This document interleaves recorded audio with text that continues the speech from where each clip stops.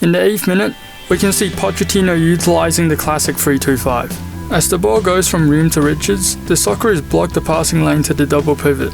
As Toure presses Richards, he opens up a space behind him. Vluplay leaves McKennie to join the pressing. Ocon Ensler jumps in to cover McKennie, which led to a huge space behind him. McKennie scans behind him and sees the huge gap in the half space. As the ball goes from Freeman to McKennie, McKennie plays a one-touch pass to Adams. As he looks for the return pass, McKennie already knows where the space is. Boss has to decide whether he should cut off the pass or stay with Dest. Burgess doesn't step up because he would leave a space for a through ball to Balogun, and it would be a 2v2. O'Neill couldn't drop into that space because it would open up a huge space in the middle of the pitch. Adams passes to Dest instead, and Boss immediately applies pressure.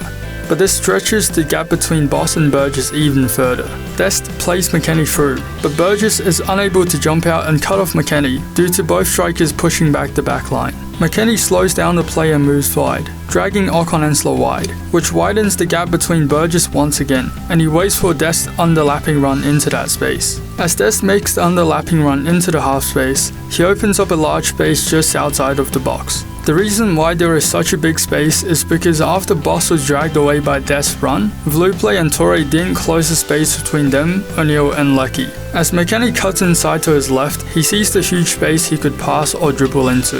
McKennie passes to Adams in that space, but it was slightly overhit and they had to reset. As the pass went from Freeman to Dest, McKennie attacks the huge space between Boss and Burgess once again. Vluplay doesn't see McKennie running in behind him because he's looking at Freeman instead. As he moves towards Freeman, McKennie makes the run behind him. Dest plays the ball to McKennie. He drags in Ocon Ensler and Boss. Dest cuts into that space behind Ocon Ensler. In this photo, we can see the huge separation between Boss and Burgess. As McKennie fakes a cross, Ocon Ensler dives in to block the cross, but it meant there was now no one covering the large gap between Burgess and Boss. Dest sees this and immediately exploits the space by making another underlapping run. Dest receives the pass in acres of space inside the box, and has 4 options he could pass to, but he decides to take a shot, which ends up being blocked by Burgess. A minute before Australia conceded the first goal, the US had very similar sequence. As Dest receives the ball on the wing, the huge space between Burgess and Boss appears again. McKennie immediately recognizes this and runs into that space. Dest plays the through ball to McKennie, and Ocon Ensler comes over to pressurize McKennie, but by doing so, he stretches Australia's midfield.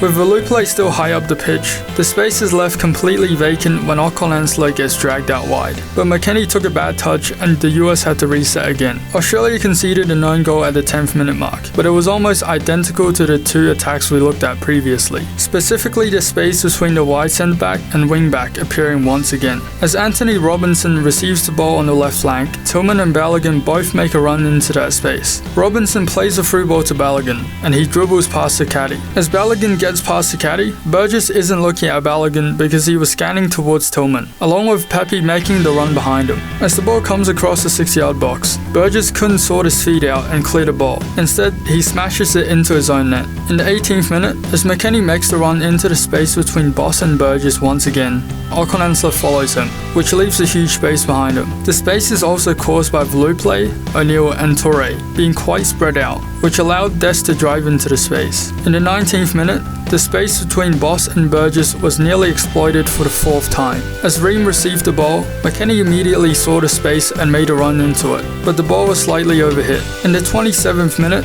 there was a replica to the sequence leading up to the first goal. As left wing back Jacob Italiano went to press the ball, the space between Italiano and Sakati and the space behind Italiano appeared once again. As Robinson received the ball, he dribbles down the flank and beats Italiano, and ends up in the same spot where Balogun crossed the ball for the goal. However, it was overhit to the back post on this occasion. In the 29th minute, Robinson receives the ball out wide. The gap between Sakati and Italiano appeared again, and Tillman exploits the space once again. This gave Tillman a 1v1 opportunity with Sakati, but Sakati cleared it out for a throw. In the 36th minute, Australia tried to eliminate the space between Burgess and Italiano by instructing Italiano not to jump up and press the ball. However, The gap between Italiano, Lucky, O'Neal and Sakati was still too big. Tillman ends up drifting into the half space. As Tillman receives the ball, he was allowed to fully turn, then play a pass into Balogun. As Balogun continued dribbling towards the gap between Burgess and Sutar, Burgess couldn't close down the space between him and Sutar as he was occupied by Pepe. In the first minute,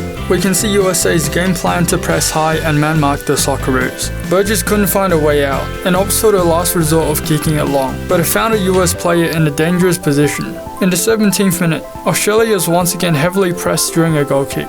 We can see the US continuing their man-marking scheme. As the ball goes to Sutar, Balogun curves his run to block off the back pass to Beach. Sutar plays a weak bouncing ball to Italiano, who was already heavily marked by Tillman.